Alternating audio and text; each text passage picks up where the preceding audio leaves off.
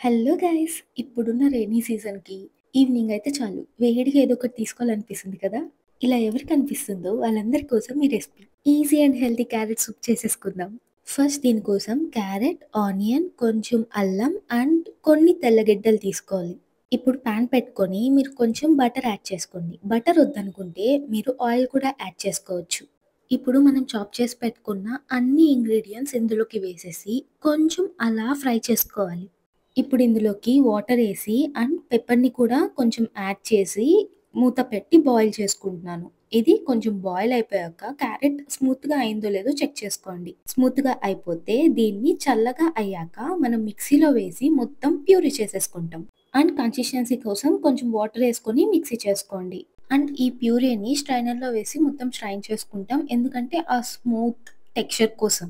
ఇప్పుడు దీన్ని స్టవ్ మీద పెట్టి ఇందులోకి మీకు తగినంత సాల్ట్, పెప్పర్ అండ్ మీకు కన్సిస్టెన్సీకి కావాల్సినంత వాటర్ ఏసుకొని దీన్ని బాగా బాయిల్ చేసుకోవాలి.